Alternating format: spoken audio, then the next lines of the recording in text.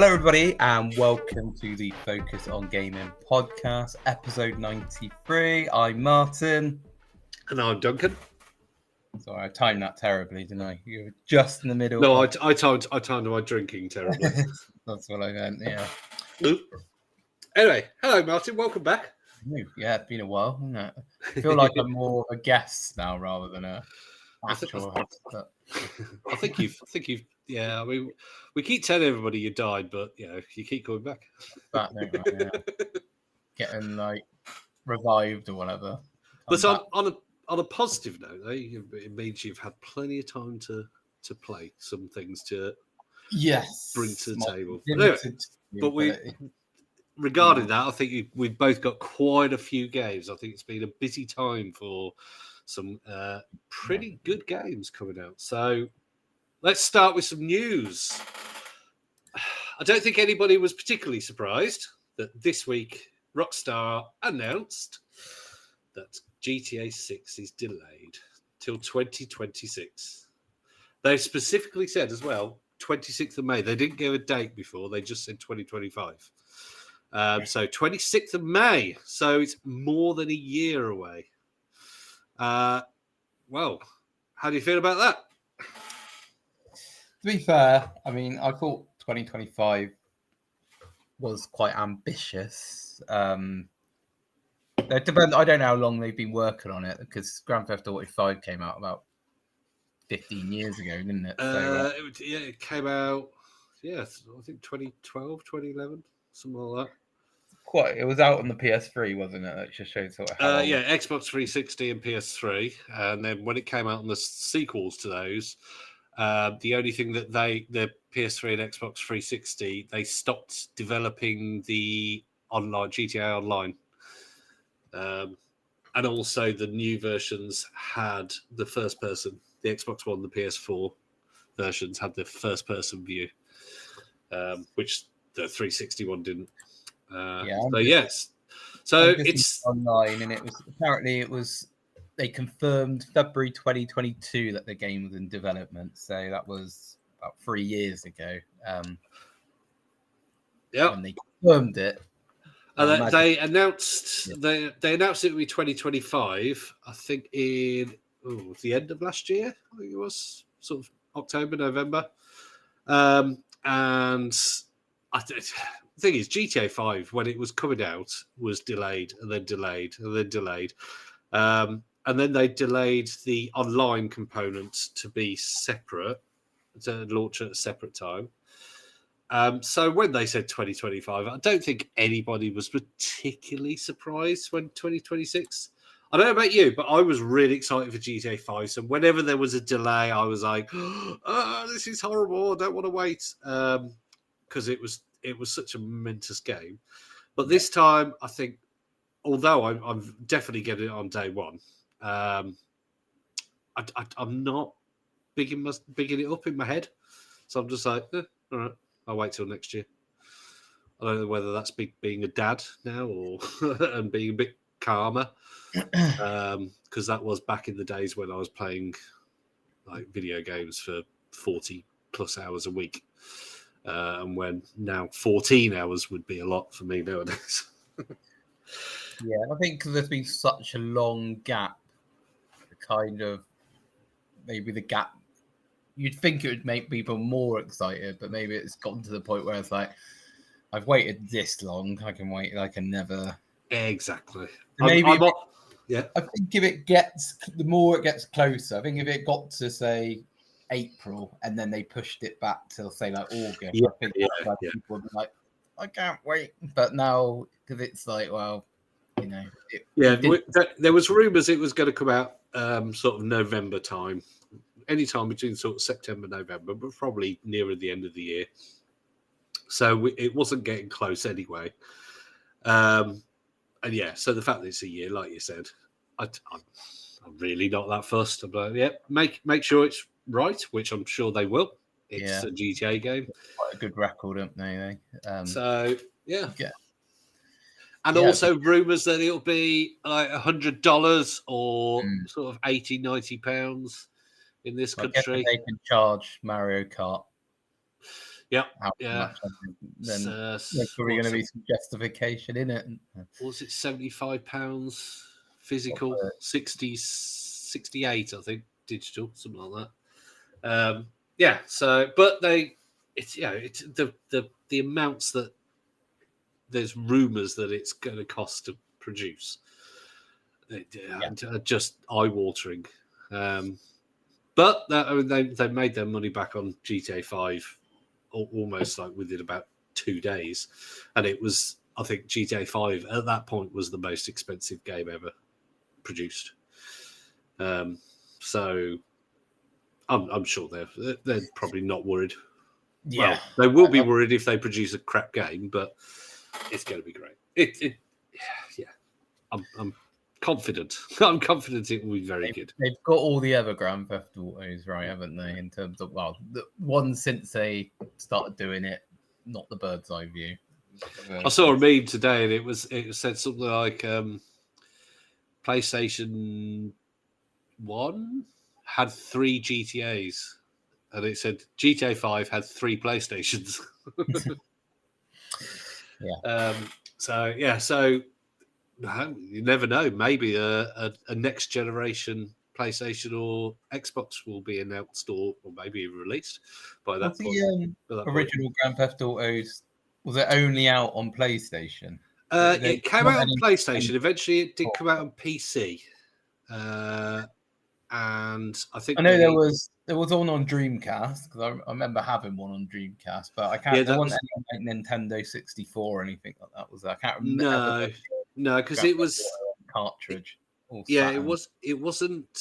Well, I think it was all a bit controversial for Nintendo back in those days, because obviously it celebrated running people over, like those little yellow. You got the Harry Krishnas. If you ran all of them over in one movement, what did it come up with?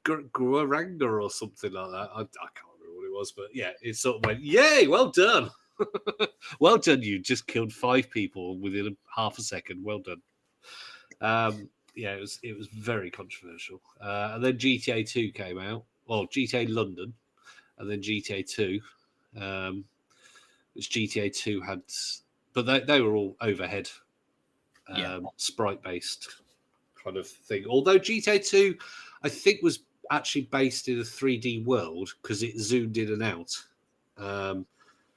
But it was overhead 3D world, if that makes sense. I don't know the technical how they did it or whatever, but it was sort of a 3D-ish world. But then obviously GTA 3 came out and completely blew everybody away with the PS2 as it was. The PS2 for GTA 4. And what was the Liberty City Stories, wasn't it? Was the DLC one.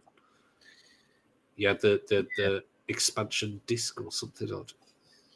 You had the on PS2 it was GTA 3, wasn't it? And then was the yes. Grand Theft Auto 3 and then Grand Theft Auto 4. Yes. And then San Andreas was what, 360 and San Andreas would have been. San Andreas was Xbox and PlayStation 2, wasn't it, as well? PlayStation 2, yes. Must have been PlayStation 2. And they've come out on other ones, but yeah. At the moment, it's confirmed that it's going to be out on the PS5 and the Series X. So not. They haven't confirmed it for PC, but so fingers crossed for those on PC.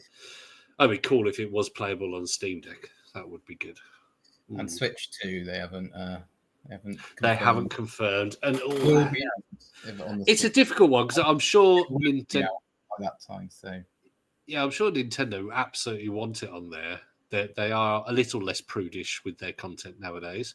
Hence Cyberpunk 2077 coming on there, and things like Witcher 3 on the current Switch.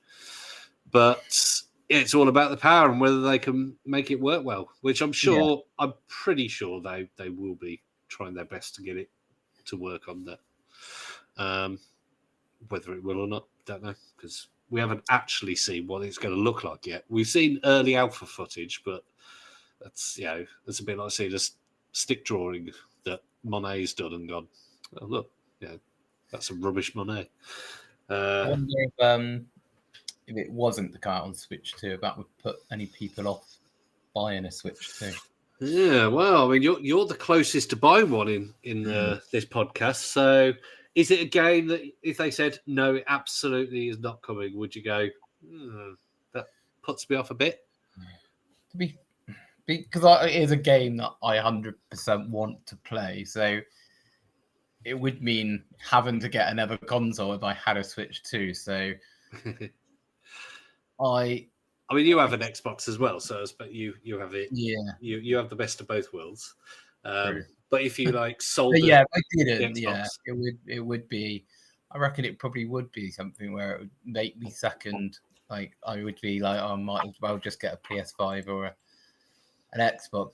But then it depends on the because there's obviously a lot of games that you can only get on the Switch, so you'd have to balance it out, wouldn't you? To say I can't play Grand Theft Auto, but I got Metroid Prime 4, that Donkey Kong game, the new Mario Kart. So I guess it depends, but I think there will be people with the Switch too who will just buy it because they buy everything Nintendo. Yeah, I mean Nintendo is. That's the thing. I mean, Nintendo. I think if they turn around and went, actually, no, we're not going to put it on the Switch 2. I don't think Nintendo's going to go, oh no, what are we going to do? Because they're still going to sell an absolute butt ton. Yeah. And their first party games are what, like you said, are what people go to Nintendo for. So whole year. And oh god, well, the thing is, it's my birthday at the end of May, so that'll be my 48th birthday. So I know what I'll be asking for my 48th birthday. How old were you when Grand Theft Auto 5 came out? Oh, was it 2011? Didn't actually look. GTA 5. When did it come out? 2013. Oh no, it was 2013. So 12 years ago, blimey. It came out in November, I think. September, or end of the year. So September 2013, I would have been 35. And I didn't queue up for that one because I got it sent from Amazon. But then when it came out on Xbox One, I bought it digitally because of all the upgrade. But GTA 4, I got that on launch day, and that one I queued up outside because you generally couldn't get things on launch day. So I queued up outside at a game station in the town I lived in at the time, and there was about 30 people, but I only got there about half an hour early, so it wasn't like people were queued up for. I did. The only one I queued up was San Andreas, but I was pretty young at that time to be getting San Andreas. But I went in with my friend. Oh, I don't think you should have been buying that at your age. Game station. Did they even ask? Well, my mum got it. They asked if it was for us, and my mum looked at us and we just shook our heads, and she was like, "No." I don't think they were too bothered enough to How old are you? It's 2004 that came out. So how old were you when that came out? When was it? 2004. 2004. Yeah. Yeah, but was it at the end of 2004 or the? October 2004. I'd have been almost 15. So I'd have been 14. Oh, so you I wasn't young. Yeah, I wasn't a teen. I was the year 10 or whatever that age, year 9 or year 10. But yeah, I remember me and my friend. Yeah, my mum, she doesn't know gaming at all, so I was just like, oh, there's just some bad words in it. Yeah, I would have been 26 when that came out, so I was well out old enough to buy it. In fact, I bought the first GTA, and I think I was old enough. It's 1997. Yes, I was 19, and it was an 18 rated when the first one came out. That's pretty. Actually, 7 years between Grand Theft Auto, the first one, and GTA San Andreas was basically if you just go by the main games, it was GTA 5. No, 4. Because, hang on, San Andreas was before GTA 4, wasn't it? Yeah. Yes, because GTA 4 was 2008, I think. San Andreas yeah. was before, wasn't it? So it wasn't technically GTA 4, but it was the 4th game, I want to say. Yeah. So they were happy about them, weren't they, making their game? Anyway, so 90, yeah, so it's quite a lot. See, 7 years it took them to get 4 main games out, and now they only got 1 game out in 12 years. Oh, God's sake! Doing in Anyway. Edinburgh, yeah, they're based in Edinburgh. They're all Rockstar North. I mean, nowadays it's made by like all the Rockstar game, Rockstar various, what are they called, studios. Yeah. They have ones, all over the place. I think they're obviously in the US. There's a Rockstar Canada, Rockstar Toronto, and all sorts. Anyway, so there you go. Yeah. Right. Well, let's get on to what we've been playing, because we've both been playing there's been quite the flurry of big games coming out, and absolutely fantastic games. So there was one that I think we mentioned on the last episode that you were on. We'd only played for a few minutes, but apparently you got quite far on South of Midnight or South by Midnight? South from Midnight. South from Midnight. I always get it muddled up. But yeah, we were saying before, because South of Midnight. South of Midnight. Yeah, so it was a day one Game Pass release about a month ago. So even with my limited time to play games, because there's been such a big break since I've been on the last one, I have actually played enough games this time to actually be able to talk about a game and podcast, or I don't really have much time for games. But yeah, I completed South of Midnight. Excellent. Yeah, so there's 14 chapters in total and differing sort of length. Some can take longer than an hour, and some you could get done pretty quickly. So I reckon sort of it total probably took me about 12 hours to complete. Okay. Haven't completed. I haven't 100%ed it because there's things you can collectibles, and stuff like that. But I really enjoyed it. I like the story, the music. It's not it's not the best game I have ever played, but it was a fun game to play. I like the so it's a third-person action adventure with the battling is sort of an a more forgiving. Would you compare it to a From Software kind of fighting? Yeah, it was quite difficult sometimes because when they did hit you, it did do a lot of damage, and you had to sort of dodge and parry and that kind of sort of powers and stuff like that. But I enjoyed the actual sort of the traveling around more than the actual combat. So the running on walls and grappling onto ledges and And does it have a puzzle element to the traversal? So it'd be like, I've got to get over there. How do I get over there? Kind of thing. There were a couple, but not there wasn't that many. But there were ones where you had to work out how you get to a certain point. But it wasn't. But it was more about the fun of traversal. It needed you to work out what you had to do. But yeah, the only criticism would be the combat because it was quite repetitive. It's a very good looking game, though, isn't it? Yeah, it is. It is a good looking game. The only criticism is the combat, but the traveling, I near the end of each chapter, there would be a bit where you had to run from this thing, and you'd be doing your sort of at speed, running across walls, going floating through the air, because there was one bit in the game where you could get into an airstream and stuff like that. So Yeah, I that was the bit I enjoyed the most, and that they had the boss fights on some chapters as well, which they weren't that difficult, but they were more long with the boss fights. So there wasn't any sort of danger of you dying because they just left like enough places where you could heal, which I didn't mind because it was nice. You were Just there for the story. yeah, exactly. So I quite enjoyed that it was only sort of 12 hours because because of my time, I just don't get time to play games as much as I would like to at the moment. Having a game where it's not going to take me 100 hours to complete, and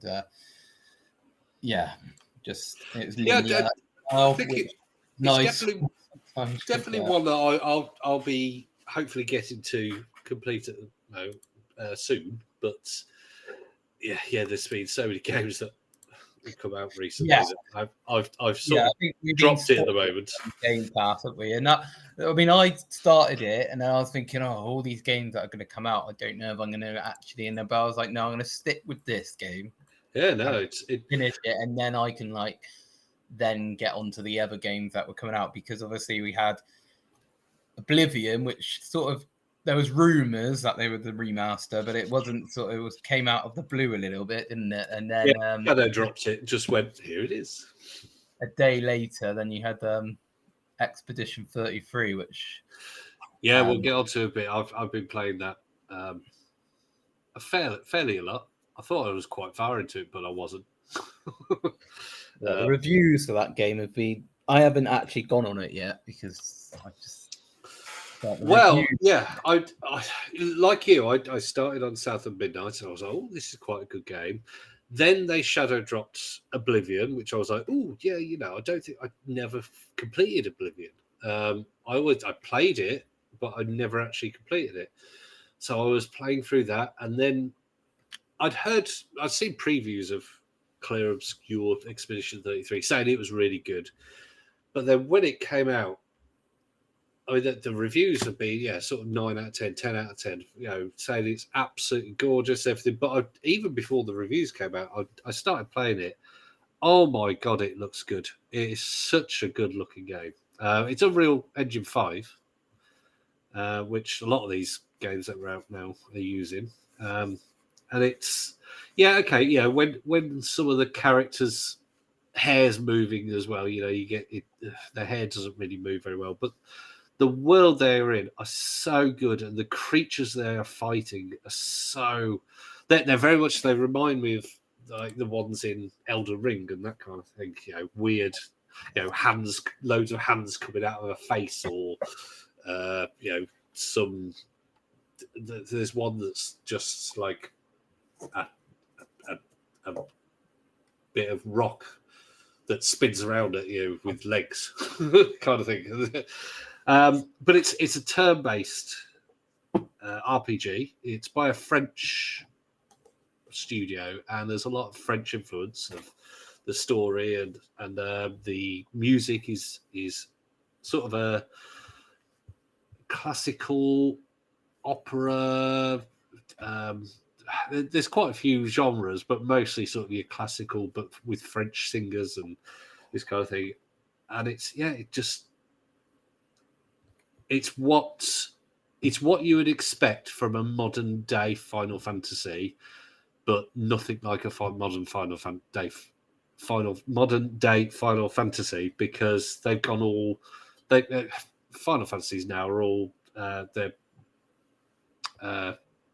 real time fighting. There's not a turn based, and the turn based has got perfect amount of strategy to it, so that and planning, and you've got elements, so you've got fire and lightning and earth and dark and all this kind of thing that can do more damage, and you've got different things that say somebody can mark an enemy, then the next person can hit them for more damage and all this kind of thing. So it's so tactical, and it's just done really well. But then not only is the gameplay really really good, but the acting, as soon as it starts, you're invested in these characters, and majority are likable. And yeah, there's obviously I won't give any spoilers, but I've completed Act 1, and there are not twists, but unexpected events. Let's say that. So yeah, there's a lot of, you don't quite know what's going on. You think there's something going on that nobody knows about, or this kind of thing. So I'm hoping that it all gets explained a bit more. I'm hoping, because if it doesn't, yeah, it won't be very good. But I've seen reviews of people who completed it. And they've said, yeah, it very much gets you right in the feels. And yeah, if you want to show off the power of whatever platform you're playing it on, this is the game to do it, because it just looks amazing. You can put somebody on a cliff that looks towards. I mean, I'll tell you the premise of it. I don't know if you've started it at all. No. You're in a town called or a city called Lumiere, and across the world, across the seas, there is this being called the Patroness, and she started off by writing this giant 100. And it's anybody of a certain age that she writes dies, like basically disappears, like a bit like the Marvel snap kind of, they disappear into a bunch of petals kind of thing. And so every year they send off people who are going what they call the gamage the next year, go off and other people, but people volunteer to go on an expedition to try and defeat this paintress. So there was 100 by the paintress, people who did the expedition 0. So yes, I think that's what it is. Hang on, I might have got the numbers wrong, but anyway, right now you do the people who are going on expedition 33. So you're 33 years old, then, your character. My character is 33. Yeah. So I mean, I'm not really spoiling anything, but the person that he loves with a passion and whatnot is the beginning of the game is her. It's her turn to disappear. So yeah, so it gets right in the field straight away, because the person who he loves just disappears in front of him, and yeah. But no, it's a very emotional game. It's gorgeous. Even if you don't like turn-based games, I know I say this about the Yakuza Like a Dragon and Like a Dragon Infinite Wealth. That if you don't like turn-based, just give these games. But this one, really give it a go and just try and get into the tactics of the games. There is a really easy mode, which basically is quite hard to die. Because what I've done, there's a level up, and occasionally, if something was, this is going on a bit long, I'd change the difficulty and make it be easy, just so I could get through. And it's just really nice. Highly recommend it. It was a day one Game Pass, and it's another one that Game Pass has got an absolute banger. So South by Midnight, South from Midnight was got reasonable good reviews. Then they shadow dropped Oblivion, which has got again it's Oblivion, which is a classic. And then this comes out, which I mean, some people are saying it's not just a game of the year contender; it's a game of all time contender. I would say it's a JRPG of all time. I think in 10 years' time, when people go, "Oh, what JRPGs do you like?" Even though this is a French one, so technically it's an FRPG. It's very JRPG style. People will be going. As Baldur's Gate 3, because that was turn-based, wasn't it? Baldur's Gate. Yeah, it's very different to Baldur's Gate 3. It's nothing like that kind of game. Baldur's Gate 3, there's so many different endings that you can get. I mean, it's something like 1,200 different endings or something in Baldur's Gate 3. There is not that choice in this game. You don't have a choice to do this or whatever. You can get more people in your party who you can dictate which 3 people are in your party once you get past a certain point. And there are side quests where you can get. There are the baddies in certain areas are called Nevrons, but you'll come up to some Nevrons that are like, "Oh, please help me," and you can like one of them that I've just helped out said, "I need to be light so I could be a strong Nevron," and they're like, "But you'll just attack us." So he's like, "No, I won't. I just want to shine." And so you have to find some crystals, and so you go and find some crystals, and shove it in the butt of this Neveron, and hey presto, it shines and goes, "Thanks." But yeah, so it's a very different game to Baldur's Gate 3. The closest you're going to get is your Final Fantasy 13. So if you played Final Fantasy 13, it's that kind of game. The turn-based games have done quite well recently in terms of reviews, because the Seed Baldur's 3 was turn-based, that got Game of the Year. This game is looking like a contender, and then you had Like a Dragons, which were really well reviewed, didn't they? Yep. So, yeah. People who say, "I don't like turn-based." I would, if you are like that and you're listening to this, just give it a go, and don't give it like 5 minutes ago. Don't like that.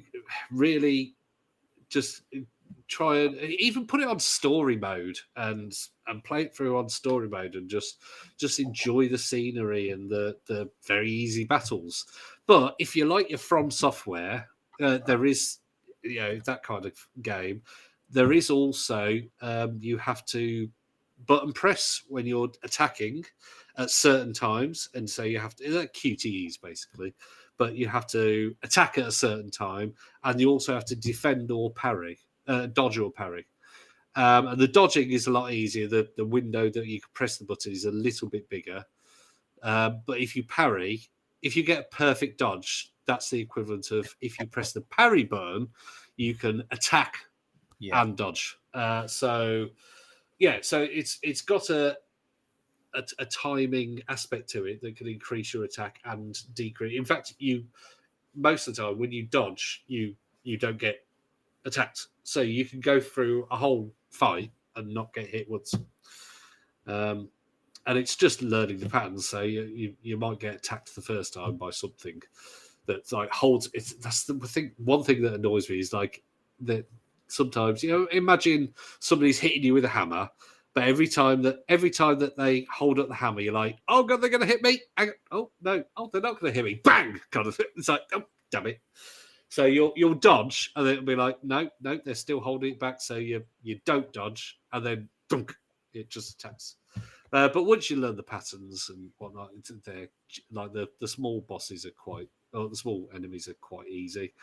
But then there's some really tough bosses, really, and there's optional bosses as well, which are sometimes not as hard as main bosses, but sometimes are a lot harder. But they're optional, and you can probably come back to them later when you're more powered up a bit more. So you level up, and you can very much change the build of how people in your party are. So you can have somebody that's very quick, somebody that's very powerful. You can upgrade weapons. So there's a lot of choice in that, and tactics. And then once you have these powers that you can link to each character, but then once that gets up to a certain level, you can pick that with a different scoring point. So you can then you basically learn the powers, and those powers are available for everybody. But you have a certain amount of points, and each power is worth a certain amount of points. So it gives you tutorials with everything, so you can learn it, and it's just so good, so good. It's not just hype; it is a really good game. For some, it won't be. Some people will be like, yeah, it's all right. But the vast majority, I think, if people give it a chance, especially if you're not sure, you will love it. So I will definitely have a go on it at some point. Nothing to lose, as I have got Game Pass, so it's not like I've got to go and Yeah, spend. it's a must play, even if you end up not liking it. I did play a bit of Oblivion. Did you play Oblivion? No, I get the first Elder Scrolls game I played was Skyrim, so I missed Oblivion and Morrowind. I think it's the one before that, isn't it? So I am tempted to go, but there's just so many. Because also I finished South of Midnight, and then I think, well, probably the next game I play will be Expedition 33 from Game Pass. So I just don't know when I'll get around to playing it. But... Well, I mean, it's. I mean, the original came out 2006, so yeah, you were quite a bit younger. And it was, if you played Elder Scrolls Skyrim, it had a lot of quality of life improvements. Skyrim did. So Oblivion had some things that aren't as friendly as Skyrim. So, like, look, one thing that a lot of people who've never played the original one that don't like, and to be honest, I don't like it, even though I played the original. I didn't play the original to death, but I played it for a while. As soon as I started it up, I'm like, oh yeah, this is crap. Is the lockpicking? Lockpicking is terrible. It's you'll get people going, oh, you should just get better at it. No, it's just not very good. But if you like the open-ended nature of Skyrim, if you like the world of Skyrim, where is it? Oblivion is. Oh, what is it called? Tamriel or something. Tamriel, that's the one. Yeah, if you like all that world and you like Skyrim and you like the fact that you can kill people if you really want to, or and this person's giving me a nice big quest now, I'll just kill them. Obviously, very important people to the story only go, in inverted commas, unconscious. So it's quite funny because you'll have somebody that be like, I'm the main person in the game. Thunk. They're unconscious. And then they'll wake up and go, hello, I've got this mission to give you. And you're like, thunk. They're unconscious. And they'll get up. Hi, I've got this mission to give you. Yeah, you really aren't getting the picture, are you? So, but for the majority of it, especially side quest giving people, you can go, yeah, I don't particularly like you, just kill them, yeah, whatever. You can steal things, and does this look better than Oblivion? Quite obviously, yes. They added because I saw some reviews and things like that, and I saw that they've added you can sprint on it now, which apparently you couldn't do on the original game. So okay, yeah, I couldn't remember that, to be honest, but yeah, that's they've upgraded a lot, but for the majority of it, there's still even some bugs in there that are in the original game. So it is a remaster with a few little sort of extra sort of quality of life kind of things. Yeah, I mean, Morrowind. If they remaster Morrowind, they'd have to bring that into the 21st century, because Morrowind was very much, here's a world, and it'd be like, where am I going to go? Whatever. You didn't know where you were going, what you were meant to do. There wasn't a journey, there wasn't a marker on a map telling you where to go or anything like that. Whereas Oblivion did have that, and it made everything a lot easier, and that's why it was really well loved, because people loved Morrowind, and then they made how everything worked better in Oblivion. But there are many people who love Morrowind still to this day, even more than Oblivion and Skyrim. I'm not one of them.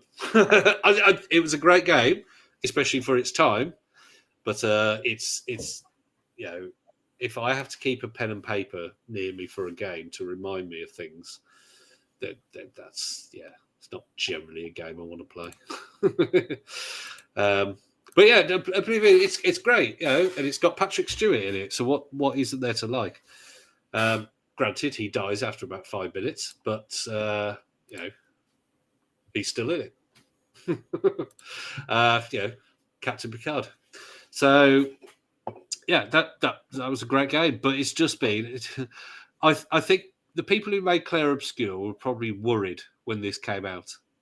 But I think the hype that Clair Obscur has built up by just being really good, I think they've probably gone, oh, wow, excellent. Sorry, Oblivion, we've overshadowed you instead. I can't imagine this year, I mean, like, thanks for Shadow dropping that a day before our game was about to be Exactly. But as said, I think it's the roles have reversed, and I think actually Clair Obscur has overshadowed Oblivion. That's not saying Oblivion hasn't been well received and it isn't being played by a lot of people. So fantastic. It's a fantastic time to have Game Pass. Yeah. People for 5 years, the past 5 years, have been saying, "Oh, yeah, you got Game Pass, all right, but Xbox, they don't have exclusives and whatnot." And it's like, no, they don't have exclusives, but they've got these games, available in inverted commas for free if you subscribe. So it's just really good. Really good. In like 10 days' time, or less than 10 days' time, we've got Doom Dark Ages. So yes, another one. It will be. I think it's only going to be for Game Pass Ultimate subscribers. If you're Game Pass Standard or Game Pass Core, you won't get access to that. Which, I'm an Ultimate subscriber because I play on PC and want cloud gaming as well. So, so I'm very much looking forward to that. I'm sure we will have a review. Other games? We've both been playing something, haven't we? bit different. So before the big release of Expedition 33 and Oblivion, Tempopo came out, didn't it? Between them and South of Midnight. I played it for about an hour, so I haven't played it properly, but I just felt like I saw it and I was like, read it, and it said about it being a puzzle game, so I was like, oh no, it's like quite easy. Like, it's not stressful. Yeah, like puzzle, they can be stressful puzzle games, but it's not like a game where you're going to die on it or whatever. So I from what I played on it, I quite enjoyed the puzzles that I did. We should explain. It's basically you start with a world of various of squares, and you have the Tempopos, a little pink. What they like. There could be multiple Tempopos, can't they? Yeah, there could be one, there could be five, whatever, and they just walk. And you have to put instructions for them.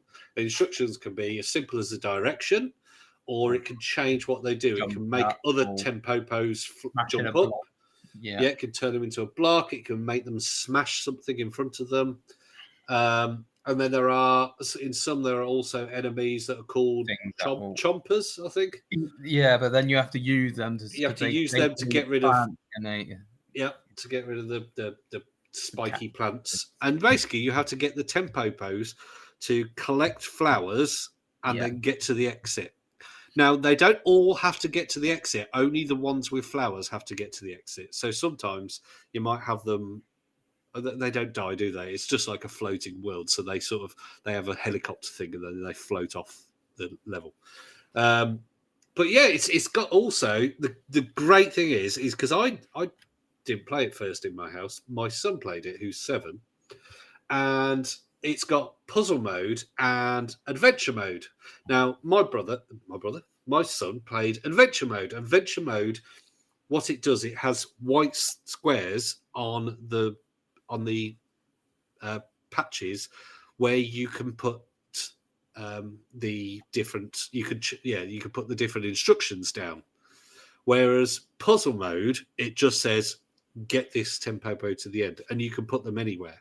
So the adventure mode is so much easier, a lot easier, and it was great for him. But if I was to play with my wife, we'd probably play the puzzle mode. Yeah. And then all I would do is just. Sorry, I'll let you finish your point. before. Oh no, I was just going to say, and then there's you when you collect the flowers, you have a garden that you can put Yeah, these you can put flowers them in. down, Yeah, and they're all like different musical instruments. The different flowers are because you get like different flowers in different levels, and so you can make like a repeating. It's like a sampler, really. You can make like a tune in the various gardens that you can put them down in. So yeah, yeah. Because the longer I went, like I said, I only played it for about an hour. So like the starter ones are quite easy. Like, yeah, they're more instructional, aren't they? They're, but they're tutorials. the longer, when you go on a bit more, there are ones where it's like you've got like 7 instruction or 8 instruction, you've got 3 Tempopo or 4 Tempopos. And so I just kept doing the same thing. What I would do is I'll just start off, because you can start the game, there's like, you don't have lives or anything like that. So I would just start off, see where they would die, and I'd be like, okay, well, I Yeah, know yeah. that's where I got to put instructions. And then I'd just keep doing that until got to the point where I was like, okay, And they're all it's an instant restart as well. You just press a button and bam, it's they reset. yeah. So it's you've got it. There is, you got some working out, but they've made it so you can just sit there, take your time. It's not like you've only got a limited amount of lives and you have to get it in this 5 goes or something, because I probably take about 15 goes. Well, I think there's actually an achievement for using the reset button 300 times or something like that. I'm probably close to that already. So yeah, I mean, I just literally the one time just sat there going, and about I think a minute later, I easily pressed it and got the achievement. Yeah, it's great. As I said, it's got the level for hard. It's quite hard. Some of the puzzles are, but then if you got adventure mode, it's great. And there is a hint system as well, which will tell you where something should be. It will tell you what position, and you only have in adventure mode. You only have a finite number of each one. So you might have like 1 block and 2 like flying Tempopos. So you know how many you've got to put, and there'll be the same amount of squares. So you can't put too many down. You can't put so you might have to swap them around. But so the hint system there, and yeah, so it's been great for a 7-year-old, and it's great for your puzzle head.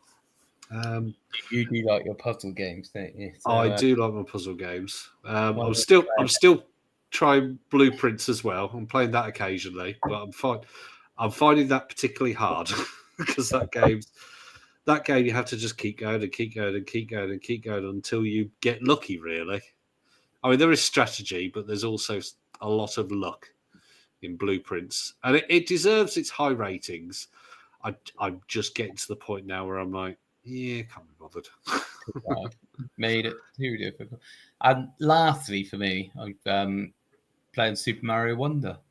Yes, you've got physical, haven't you? Yeah. Went and bought the game. I bought it from eBay for £25. I think I picked it up for. No, not bad, not bad. Yeah, I've had a Switch for a while, and I was like, well, I haven't been on it for a while, so let's have a look. And I've only had a chance to play it for about half an hour because I got it on Saturday.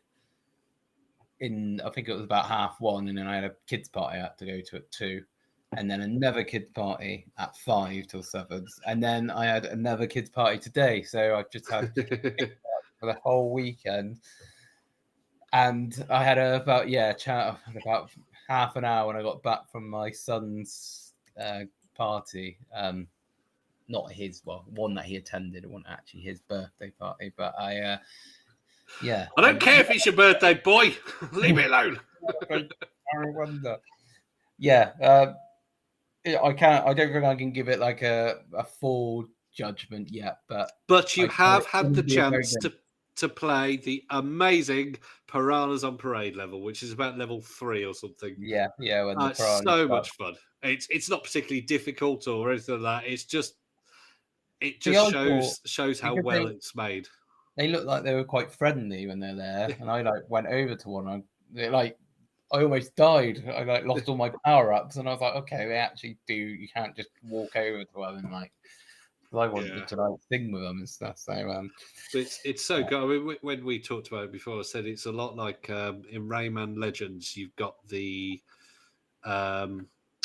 musical levels, which are in time with the music, and it's very much like that. It reminds me of that, and it's just so well done. But I mean, I love Rayman Origins, but Rayman Legends.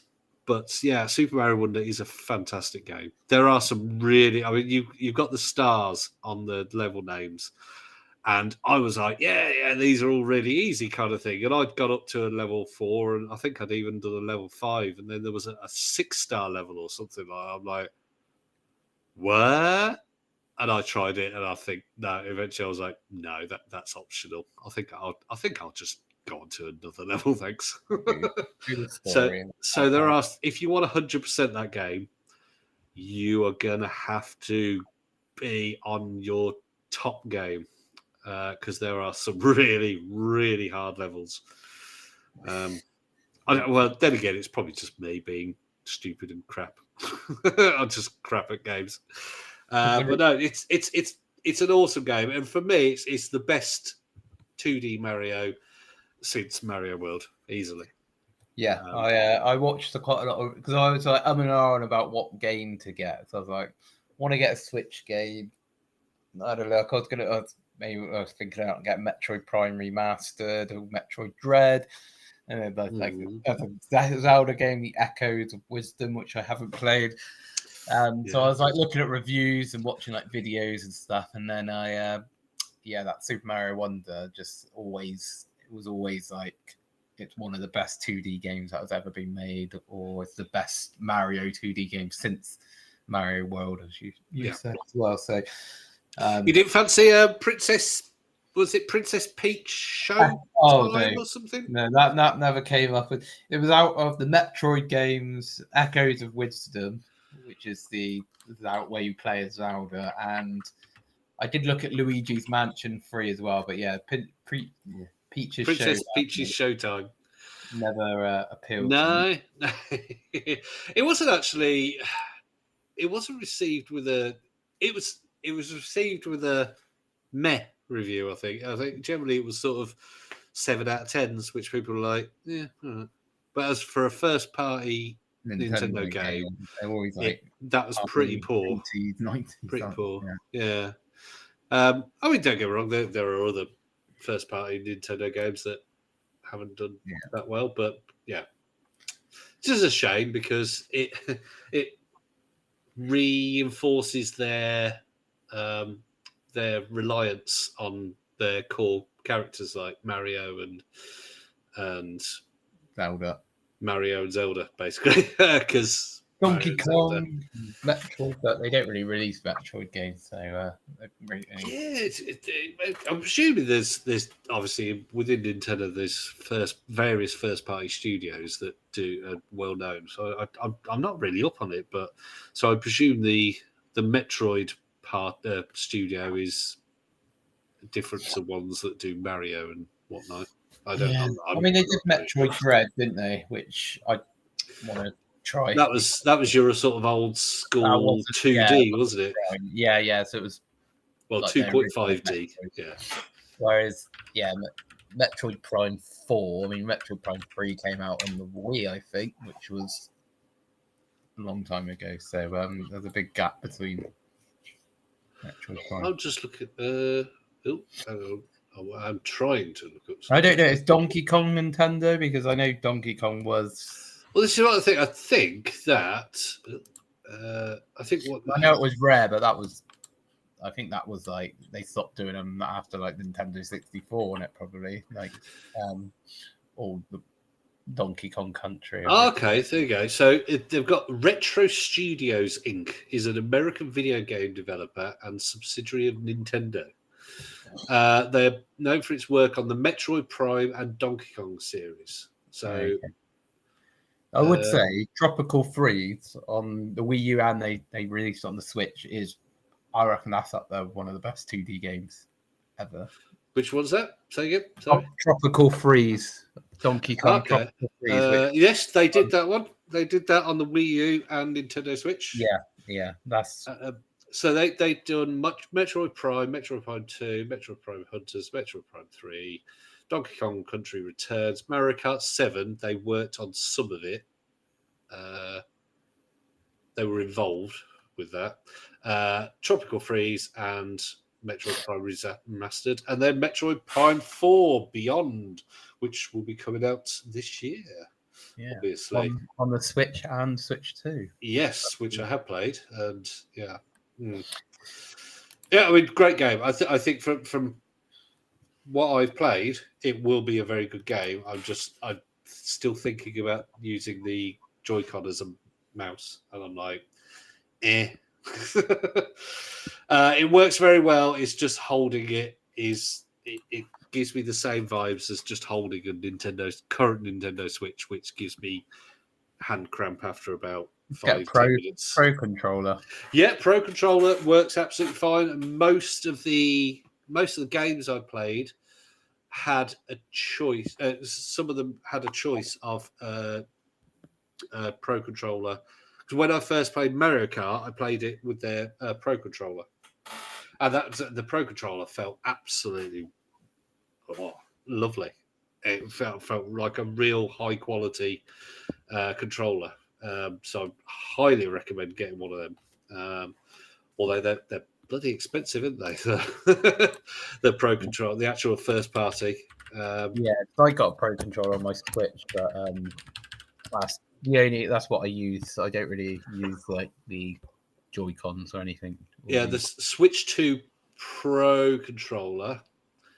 I'm just looking up, is £75, whereas the current Pro controller is £50. So the new one's going to be £20, £25 more. But it was an apps. It feels really nice in the hands, and the movement of the sticks, it feels very smooth. Yeah. If somebody had taken off all the branding of it and given it to me and said, "How much would you think that this retails for?" I probably would have said, "Oh, this feels like a professional, like a pro controller, like an actual professional controller." So I would have put it in the £100 plus margin. It felt really good. It had a good. It's one thing I didn't like as well. I don't like the current Nintendo Switch Joy-Cons, because not only were they really short, but they just felt really light. There was no force to move them. They felt really floppy. And no man likes a floppy. So there was still a bit of force to them. It was stiffness, I suppose, and it felt really good. So it'll definitely be worth the money to get first party ones. Don't like the floppy, but you like the stiffness. Yeah, I don't like it floppy. I do like a nice stick in my hand. Yeah. Take that as you will. Whatever you want. So, and on that note, we were going to be doing a handheld episode this week, because we did speak to Tommy Keogh last episode about his book, where we were going to review it this week. Unfortunately, it's been problems, so we haven't actually received the book yet to review it. So we will be getting round to it, and we will be having a handheld special regarding that. Also, Tom wasn't particularly well today, so that's why he's not here. He's not dead, not like Martin. Martin's dead still. It's just his ghost that's talking here right now. But yeah, so stay tuned to another episode. We will have that handheld history of handheld consoles review, and Tom will be back, and I'm sure there'll be some arguments about what was the best Game Gear. Well, you know that me and you won, didn't we? We won with the Game Gear, and Tommy agreed that he said I didn't get a chance to say to him, but I was like, yeah, me and Martin were on for the Game Gear, and I just think the Game Gear is the one that's aged well.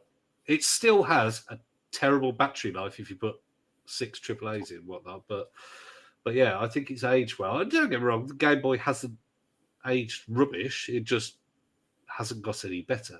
Whereas now, if you look back at the Game Gears, it's really good. Anyway, that's for a future episode. Yes. So that was episode 93. And like and subscribe, leave a review, ask us any questions on our Facebook, preferably, because that's where we're on more. But I do sometimes check the Instagram. Yeah. And on that note, bye.